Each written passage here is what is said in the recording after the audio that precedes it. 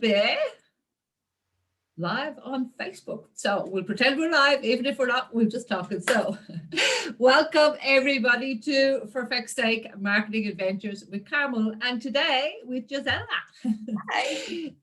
So it's my absolute pleasure to have Gisela on here. So For Feck's Sake Marketing is all about tips, tricks in marketing that have worked, have not worked, experiences that I found or that I've learned from other people.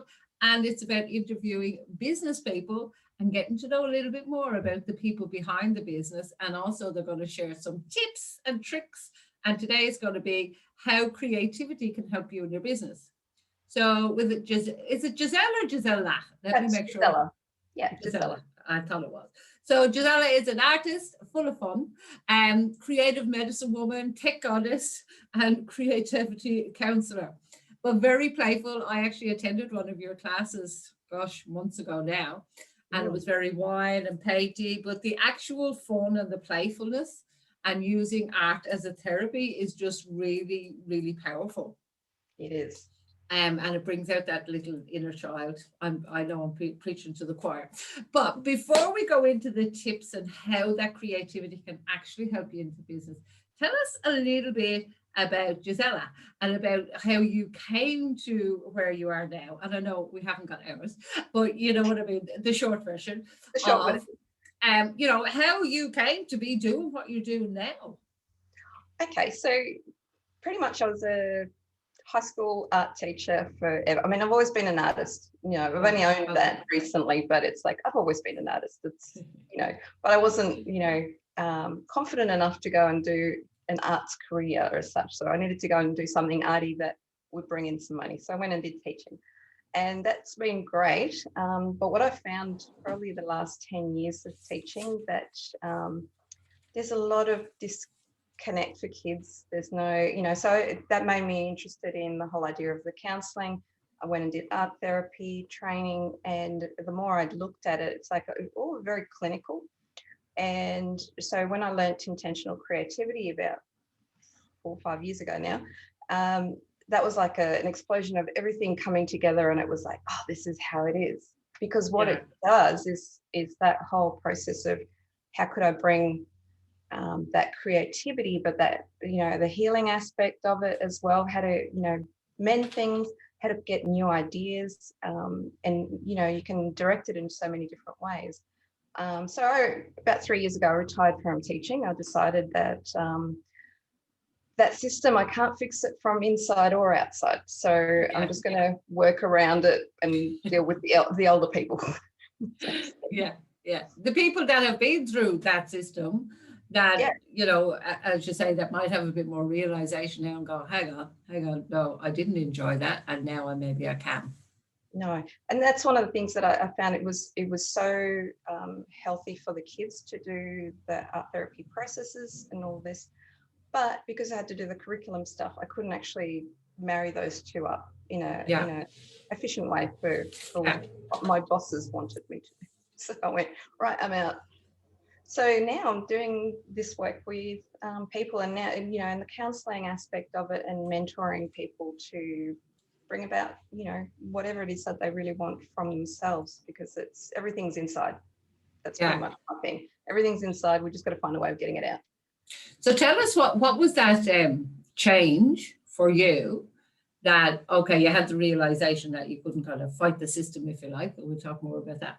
But what was that aha moment, that change, that defining moment, whatever language you want to put on it, that made you go, no, I'm giving up the job. I have to do this. What was that? It was just this yearning, like because to do the teaching process that I do with people, I mean, I had to go through it. And it's like going on a quest. So for a whole year, like 9 months, basically, gestational period.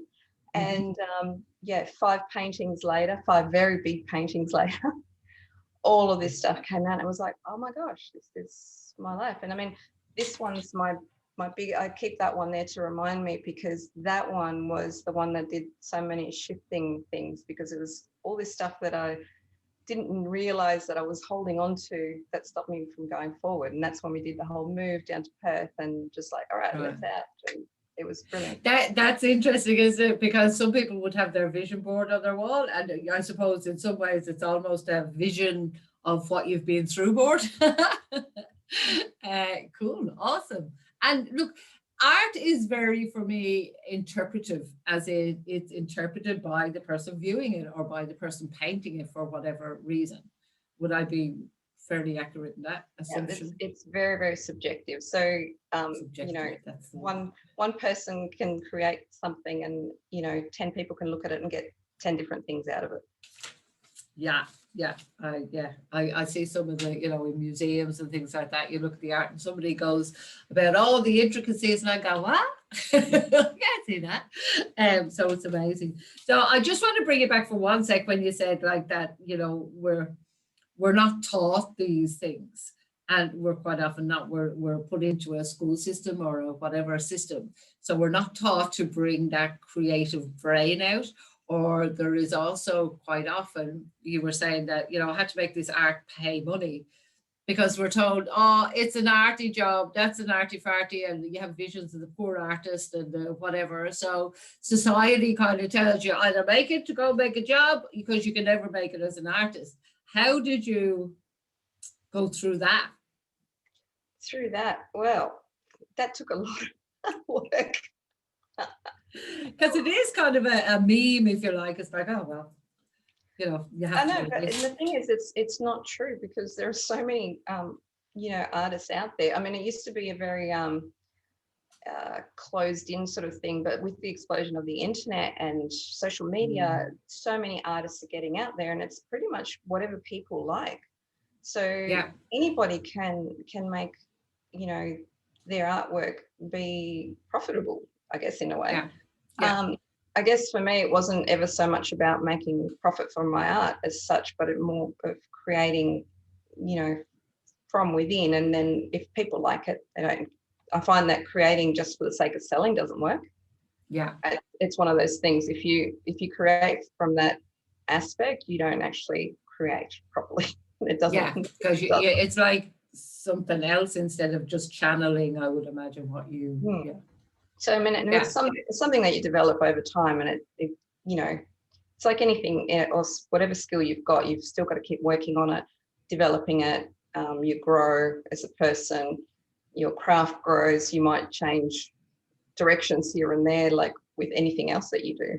Yeah, absolutely. And I the only reason I went back to that is just that quite often we're taught this is the right one-way thinking. And if you're a bit outside the square, it can be a bit more challenging, or you feel like you don't belong, you don't fit in, and all of that stuff. I know also that you're very techie. So the techie side would be like, it's kind of, hang on, it's like left and right brain working at the same time, whereas quite often somebody is either, or it's a learned behavior, but I know that you're very techie as well. So how did was the techie a learned behavior and the art was always there, or was it the other way around? Well, the art was always there, but I'm probably from the last generation where I had no computer at school. Yeah, I went through uni without a computer. I did book research, Me too. So, but it was when I started teaching that computers really kicked in, and it was expected that you do it, so you learn it. And I don't know, maybe it's just my bent, but I pick up software really easily. Some people have, a lot of it's mindset about, oh, it's new, it's scary, I don't want to do it. But it's actually quite doable, I think. The resistance to change, because that's why I so relate to that, because that's why I call myself now the online granny. It's like, if I can do it, so can you. Because exactly, I didn't go to uni, but there was no computers, and we certainly didn't have a computer in our house. We didn't use them in school. They were coming in, I started learning typing on the old manual typewriters, for God's sake, an electric typewriter, not a keyboard. I'm really showing my age now, where you have to go to press the key.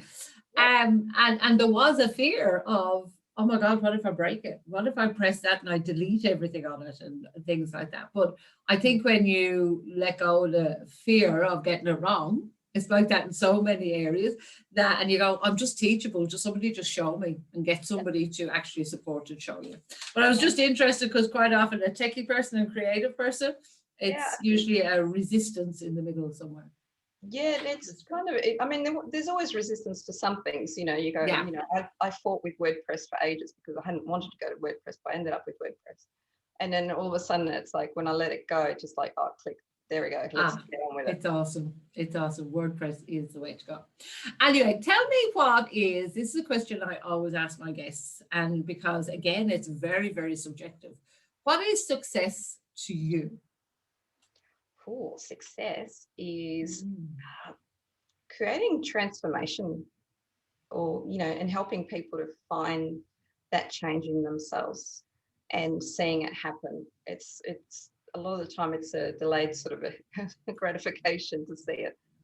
But that's success to me. Success is having the space to go and be able to go and create when I want to. You know, now that we've got the new place, it's like setting up the orchard, you know, getting things, working with my sustainability within the space that I've got. You know, that's the sort of thing that's success to me. So it sounds like success is freedom, if that's the word, freedom to make the choices and do what you want to do when you want to do it. Yeah, and enjoy what I'm doing. Enjoy it. Yeah, it is. And as you start to get a bit older, I think you let go of all the fluffy stuff and go, I just want to enjoy what I want to enjoy. Yep. Yeah, cool. Awesome. So tell me one, because we've all made them. We've all made mistakes along the way. Oh my God, have we ever? I could be here for an hour just talking about that. So what's one of the biggest mistakes that you've made in building a business? Thinking that I had a business when I didn't. A very expensive hobby. So when I was doing my training for intentional creativity, one of the aspects of the training was actually to be running classes. So teaching others how to paint in this way and doing this work. And while I was doing my teaching job, so this was like an evening, weekend thing, and it was going really well. And, you know, classes all year, pretty much paid for all my training. So that was brilliant. Paid for all the equipment, all the paint, you know. And I was like, when we moved back down to Perth, it was almost this thing like, okay, I'm going to hit the ground running and I've got all these ideas. And when I got down here, it was like, oh, wait a minute, people don't know me here. Ooh. Yeah. I think we first talked shortly after you got down, didn't we? Yeah, and I had a double whammy because I'd quit the job, but I also hadn't realised how much institutionalisation I'd had in that 7-year stint of full-time teaching. Yeah. And all of a sudden having no schedule, no, I need to be here, I need to be doing this is what I do with my day, was really big shock to the system, as well as finding out, well, hang on a minute, I actually have to do a business plan of some description. What do I actually want to do with this? Yeah, I love that, because it's going from, and gosh, I've had so many conversations with some of the members in our group and clients about going from, we talk a bit about the different selves we have, you know, and look, you can say it's different masks we wear, different personality, whatever. To me, it's different selves. I have a whole freaking choir of them. But anyway, they all have their own voice, and it needs to be heard when it needs to be heard, but they just don't all have to sing together. But part of it is that we have an employee self and a business owner, entrepreneur self, or, you know, employer self. And I think when we go from employee self to employer self, we've just switched roles, but the friggin' business owner has no idea how to make money. Because they've always relied on somebody else to give them a wage. Yes. They haven't actually, like, I mean, I was in corporate for years, in corporate hospitality. I could make millions for other businesses. But when it came to doing it for myself, it's like, well, hang on, I knew how to do some marketing and bits and bobs, but I actually had never had the business owner hat on. And it's a completely different, it's a whole transition, isn't it? Very different. And then you go through, what's wrong with me? I was able to do it there. Why am I not? I'm not in a routine. Yeah, it's a whole transition. Go from hospitality hours to normal hours was a transition in itself. Now, I'm going to ask you one more question, and then we'll get into the tips that you have for us, because this is things, and it's a question I love to ask, because I'm always curious. What are your success habits? So everybody has them. Some people are up in the morning walking, some journaling, some meditating. Like, what is it that you have put in place to keep you motivated and sustained to grow the business and be all that you can be? Ooh, well, I've actually put in a few things now. I definitely have like a positive journaling habit that I do in the mornings. And I find that's really good to get into that right headspace, and also getting into a bit more of a flow with the just feeling into things rather than, waking up and going, oh, I need to do this, this, and this, and that, and that, and the other. Yeah. So that stuff gets left till later in the morning, so that, there's space to just be and to really feel into what needs to be happening at the moment. So, and I'm finding that really helpful, getting into that real feminine aspect, Yeah, absolutely. and getting into flow, and things like going out into the studio and spending some time just creating. I've got a big canvas. I just walk in there every so often, just chuck some paint on. It's like, well, what next happen now? Okay, let's paint. It might only be half an hour, 20 minutes, and okay, I've done some, and it ticks something over. Yeah. So it take me half an hour, 20 minutes just to get ready to bloody paint. Yeah. Okay. So it's that, as you say, getting into that feminine, because I find the same, it's being still. Now, I used to have a big thing with meditation because I have monkey mind on steroids. Sometimes I was going, I haven't time to meditate, I can't stay still. And one of the best things I found was the simplest thing, and people have often ever said, is I actually wash the dishes. Yep. And literally just stay present to the smell of the dishwasher liquid, the feel of how hot the water is, the feel of the dishes. And now I can meditate longer, but that was actually how I got into it. Because who said meditation has to be sitting like, No, well, that's one of the things that I work with is showing people, like, well, I'm doing a challenge at the moment, where I'm showing people like, well, here's some little things that you can do, and you can get lost in just doing a little bit of a drawing. That doesn't have to be anything particular, it's just draw it and then color it in, and it just can just get you into that zone so quickly. Yeah, absolutely. And it's putting those things, we call it a feedback loop. It's putting those things in place, because we have a defunct feedback loop quite often. It's like, oh, high emotion happens, there must be something wrong with me, this happens, and it sets off and triggers a habit of behavior. So it's getting into that, changing it and making a new habit of behavior. I actually drew out one just recently, is heightened emotion. These are things I can do, because you get to the other side of it and you go, oh my God, I got myself out of that funk by doing this, this, and this. But when you're in it, you don't always remember to dance or move or whatever. To me, it's move the energy, no matter what I do, whether I go for a gentle walk or I dance around the lounge room. When I'm feeling in a funk, just move the energy, and then it starts to open up stuff. Yeah, because we spend so much time just going so fast now, and that gets really crazy in your mind. So you need Is to that relative to our age, do you think? Is it a percentage wise relative to our age? As we get older, the time seems to speed up. I think as you get older, you're probably more likely to go, no, I don't want to do that, so I'm just going to slow that down. And I actually heard a very good quote today by Marie Forleo. Have you heard of Marie Forleo? Yes. Yeah, and I have to take it out now because it really struck me. The way you hear something from somebody, you go, oh my God. And it was, when you know what is important, it's a lot easier to ignore what's not. I went, yes, that's so true. So the dishes can bloody stay there when this thing's important, or the dishes can be my meditation when I'm important, and other stuff can go down. So yeah. Cool. Awesome. So give us your top 3 to 5 tips of why and how creativity in business can really help your business. Okay. So one of the things that when we're doing any, I don't know if I can change it into just specifically 3, but like overall, we've got this whole, we get very stuck in the masculine. I'm not saying being male, but more that masculine structural aspect.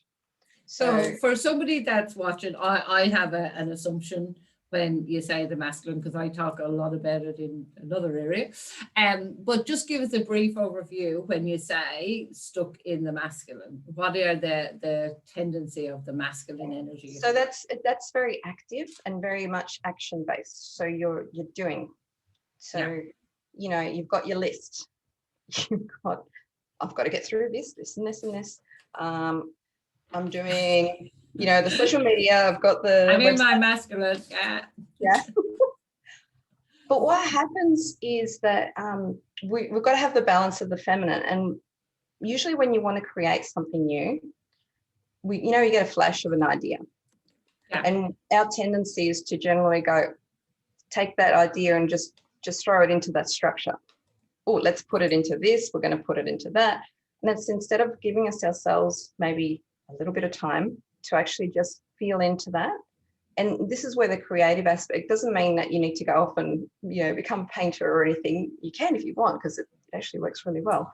But just allowing time to, I guess, percolate that idea, you get more information about what else could go with it, what else can happen with it before you put it into a structure. It's just that we're so used to just putting things straight into a structure. So give yourself time. So would it be trust? I actually have a quote that my members keep telling me off for it, because they go, oh yeah, we know. It's like the process is the process. And when you find the process, so it is that a bit of an idea, maybe going, moving, walking, and letting it percolate, and a brain dump at times, so you keep your nose, but come back to it a day or two later and put it into a structure. Is that what you mean? Yeah, pretty much. Cool. Because it allows for all of it to come out. Sometimes you get little snippets of like, oh, this would be a really cool idea. And then we just kind of try and force it into something that we think should be, instead of allowing, because, our imagination, that stuff inside has so much, but we've got to let it come out instead of trying to control it. Because that's part of it, I guess. It's that wanting to control it because it should fit into a certain box. Well, that's what we're taught, isn't it? That everything should fit into a box. I know, and it doesn't. So, like, I'll show you. This is one that I did a little while ago. But one of the things that I find is that if you've got lots of ideas and you, obviously you're not going to work on everything at once, but you don't want to lose them. So I do things like this, where I have. You have a mind map kind of thing. Kind of a mind map, but a drawing of like a basket, and it's like, well, what's all these ideas, and I'll put that in there, and then if I have an idea of what else goes with that, and joining it up, and using color, using color in something like a mind map, or even if you've got post-it notes, on a board that you can have. Yeah, because you can move them all around as well. And the color actually helps with your brain. Like if we get too much into doing straight black and white writing all the time, your brain doesn't really take much notice of that. It's like you'll forget all about it. You'll have to go back through your notes and go, oh, there was something that I remember back then. But if you've got it color, it really brings something.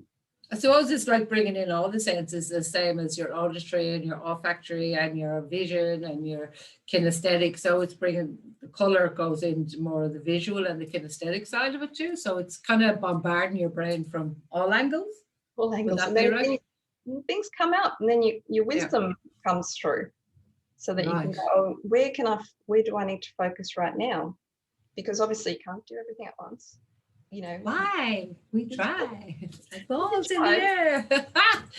Well, I say that while I'm doing about 4 things at once, but I mean, like, one at a time to play with, and then bring in the next one. Give yourself that space. And from a creative point of view too, is give yourself some level of creative practice in some way or other. Some people find that things like colouring in, those beautiful colouring in books that are around. Yeah. They're not as good as you doing your own drawings, although people freak out about drawing. You actually can do it. But even just doing that, at one end of your day, just gets you to just really calm down and relax. We're just sometimes so heightened with running around, and if you're running a busy business, when are you having downtime that it doesn't require? No. But this quite is often that's what's happening. We need to change that for ourselves, particularly women, I think, more so than men, because we're usually the ones that are got all the other stuff, like the family, the household stuff, that we're responsible for most of the time. So, you know, there's a lot of stuff to carry. And plus of business, you need to give yourself that space to just wind down without having necessarily having too many wines or just sitting in front of the telly. You know, I'm Irish, and it's probably people are going to shoot me for saying this, but I'm actually not a drinker at all. I used to, because it's kind of, you know, that's what you do. You go out and have a few drinks. I discovered as an adult, I actually don't like the taste of alcohol. I just don't like it. So as an older person said, I don't want it. You know, a glass of wine now and again with a meal, maybe. Yeah. But I don't like the taste of alcohol overall. That's yeah. But I was told that that's kind of, you're not Irish if you don't drink. What's wrong with you? But, okay. So if you were to get somebody who is doing exactly as you've described, and sorry to disturb you because I know you've got lots more go to share, but I'm trying to get like a kind of a tangible step that if somebody is finding that I've got so many balls in the air, what's one thing? I get that, yeah, put down the balls in the air, Carol, and just stay still. But how can they do that? What's a tip to get them to do that if that's what they're doing at the moment? Well, a tip, okay, I'll give you one that's a really cool one. It's this thing called metacognitive drawing. And all it requires for you to do, I know it sounds like a little bit fancy, but it's actually really fancy. It's a very simple thing. And all you need is a pen and paper. And what you do is that you write down what is it that you're working on that you want to focus on. So you might say, okay, what's the next step? Might be your thing. So you just write down what's the next step. And you put yourself a timer on for a minute and you just draw with a pen, just wherever it goes, following it, not thinking about it, but just holding that idea of what's the next step and just keep drawing until you end up to the 1 minute. And at that point, then just see if something has surfaced. You got an answer. It might be just a sentence, it might be a word, it might be an image. Something will pop up from that.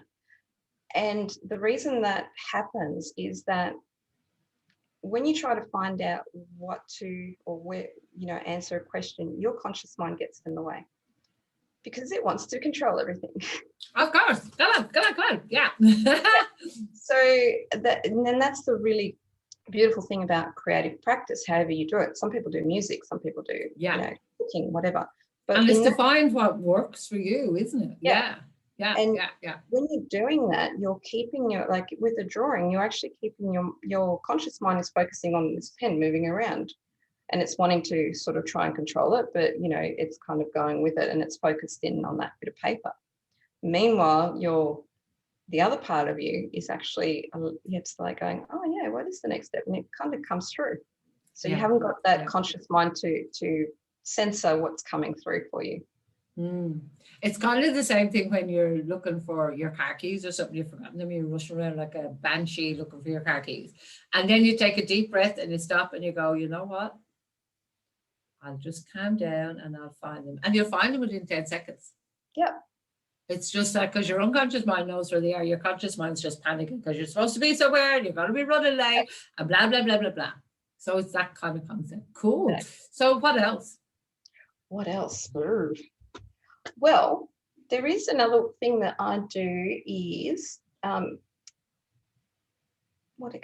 just trying to think of how complicated it is, if it's complicated. Well, I'm trying to think like specifically with business, like what is it that they can be doing to enhance? I guess what one of the things is, I know creativity in business is really vital, and we use it in different ways. But I'm trying to say, what are your insights and tips on how that creativity, and by doing a couple of simple things, can actually increase your productivity? Again, what is it? You have to stop to go faster. You have to slow down to go faster. You do. I mean, at the moment, with my go slow attitude that I've brought in, I'm working on wanting to do a retreat in spring. Yeah. And so one of the things that I'm feeling into was like, okay, so how does this want to feel? How does it? So I'm actually creating an image of what you're looking for. Do you know what I mean? So actually visualizing what it is that where you want to go, and then seeing is that the picture that I want? So would it be, I do a lot of, and I know I sit in my masculine energy a lot, I'm very aware of that. But quite often I call it reverse engineering. I go to, what do I want those people at that retreat to come away with? Yeah, it's more, it's like, if it was Yeah. happening, like, let me picture it. What's happening Yes. in Yeah. this space? How And then, they're looking, what they're experiencing, like how really are ramp you it up. feeling? What are you Yeah. doing? And what's the place look like? How's it all panning Yeah. out? Without trying to give it too much structure, Just let it flow. just letting it go. And then, today I came up with it was like, I thought about it for a little bit, and then I went off and did my other things. And then all of a sudden it was like, oh, that's what we're calling it. Yeah. The more you're open to, that's where the creativity comes in. Like, it's what brings out what's in you and what you want to, what you need to share with the world. So it becomes, it's very personal and it's very unique to you. So I think part of it sometimes is that we're consciously very aware of that, all the comparisons and what else is out there and who am I competing with? And who am I better than or worse than? Oh my God. That stuff, being in that creative space where you just allow what you have to come through. Yeah. That's where the gold is, so to speak. Absolutely, because nobody can do you like you can.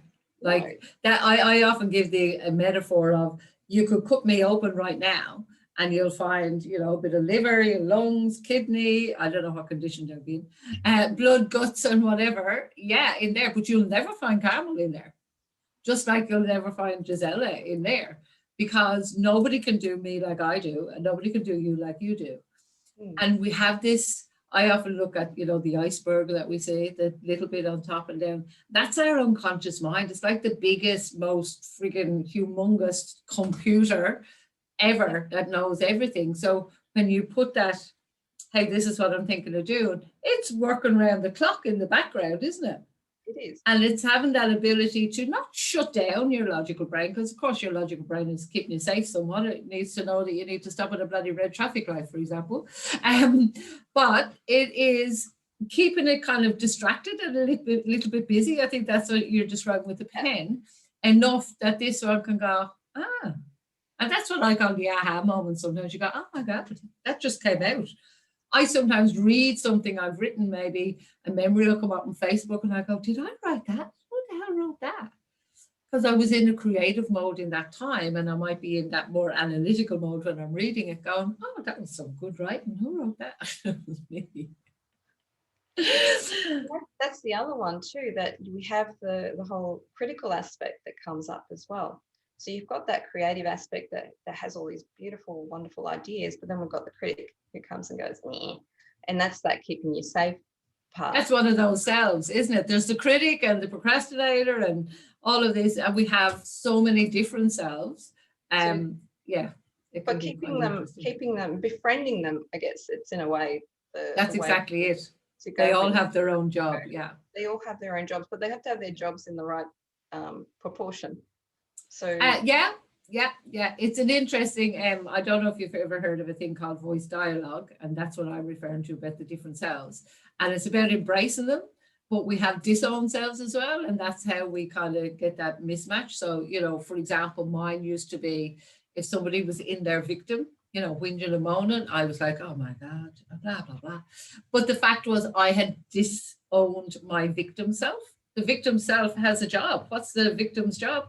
To carry the story. That's its actual job. Its job description. If you were to give it a KPI and a job description and how it looks and whatever, like a real person, its job is to carry the story. Its job is not to live in the story, though. So when the person's stuck in that self, what I was saying that as, I've pushed that away. I'm not a victim. What are you talking about? No, not me. So when it would come up, I'd reject it. So it was quite interesting when you started looking at that. I sound like a crazy woman, as if there's all these men running around in my head, or women. But it works for me, because then I can visualize the different, the inner critic. You can, I have actually put names on some of myself. My entrepreneur self is Monica Moneybags. But she has a job description, she has a way, an image, and she also has phrases she says. Because I think we sometimes get really highly productive in some area, we get really highly creative. But who is that person that comes out when you're being highly creative? So I've just got it now, so I can use some of the phrases. Poor Wanda Workett is my worker self. But if when I need to get stuff done, I can bring up a few phrases that I know Wanda Workett does to get into that state to do it. Biggest thing I've done lately is go in that play. I was in a play, a theatre production here, was having to get into a different character to be in the play, and I resisted it so much because it was a whingy, moaning, angry old woman. But the practice of that, I thought that's what we do. We show up differently as mother, as we do as wife, as we do as sister and daughter and whatever. It's what we do already, isn't it? Yeah, we do. And it's so, I mean, really shows you how creative we are, that we've come up with that kind of a way of being, that we can operate in all these different places. Yeah. A glimpse into Carmel's brain, but let's not go there anymore. So I've got a couple more questions. Thank you so much for sharing that. I love unpacking it a little bit, because I know when people watch this, they kind of go, oh yeah, I kind of get that, or oh, I want to know more about that. So there's one question I want to ask you before I ask you how can people contact you, and that is, if you were doing what you're doing now, what would you be doing instead? I wasn't doing it. Yeah. What would I be doing? Oh. Don't know. Might have gone corporate, actually. Actually, not corporate as in corporate, but not for profit. Right. I've done a few times working in not for profit, and I love it. Working with community. Okay. Community awesome. work, brilliant. But yeah. Yeah, awesome. It's so funny when you ask people if you weren't doing that. I asked Francesca Moy that the other day. I said, if you weren't doing what you're doing, like she has a big multi-million-dollar business, and she said, I'd probably be working in a hotel in one of those resorts where I can run the events and whatever, and then I can be on holiday all the time. I went, fair enough. Yeah, the illusion is great. So if people want to get in contact with you and learn anything about the creative side and act as a therapy, and also I know you do some of the techie side, what's the best way they can contact you? You can look up the Creativity Counsellor on Facebook, on the Facebook page. I've got stuff there. You can find me on Insta as well under the Creativity Counsellor, and website, which is creativitycounsellor.com. Cool. And is the best way through social media, or is it better through email? What's the best way for them to communicate? Any way you like. I'm usually across most things, so. Okay. I usually say, anyway, like carrier pigeons, smoke signals, I'll see them all. I'm Carmel everywhere, remember? So somebody christened me a while ago. So is there anything else, any last words that you would like to share with anyone that may be watching this about plugging yourself into your creativity in order to enhance your business? Creative thinking is, I guess, the new mega thing that's coming through, that's only just getting put into schools, probably in the last 4 years, that they actually decided creative thinking is a thing and it needs to be coming out. So for you to be on the edge of stuff, so to speak, tapping into that creative thinking is so important. So whether you use it as a tool for bringing your business forward, or whether it's something that you use to actually bring yourself into balance with, so that you can actually be sustainable and not burn out. Yeah, that's and that's a real thing for business, people that own their own business. A real thing is that burnout. And quite often, I know myself from, working in hospitality of ridiculous hours and ridiculous times, that if I'm really honest, in hindsight now, I think I burnt out, and I stayed at a burnt out stage for a long time because I just had to survive. I was a single mom with 3 kids and I just have to. But if I'm looking at it now with the hindsight, I was way burnt out. Way. And we push ourselves so hard because we feel that we have to achieve, instead of stopping and having a little break, instead of having to have the big break. Yes. Yeah. So bringing that balance in some creative form. You know, people might just like baking or gardening. Yeah. You know, whatever your thing is, Yeah. give yourself that space to do that. Well, I always find the thing that I lose time doing. So I make, some raw chocolate, things like that. So sometimes I'm in the kitchen and I'm doing it. I could do that all day. So that is my creative. It's when you're in that zone, in that flow, that tells you what it is. Would you agree? Yeah. Definitely. Cool. Awesome. Gisela, thank you so much. It's been my honor to have you on and chat with you. I'll make sure that if anyone contacts you, I'm sure you will tag you in this so they can get in touch with you as well. And what was the last thing I was going to say? I've got mind blank there. These things are life and you do things like that. But I look forward to seeing some of your other things that are coming up, because I know you've got things going up. You've got a 5-day challenge at the moment, but I'm looking forward to seeing about your retreat and everything like that, because I'm sure it'll be amazing. Thank you. That's okay. My pleasure. So guys, for now, it's bye from us.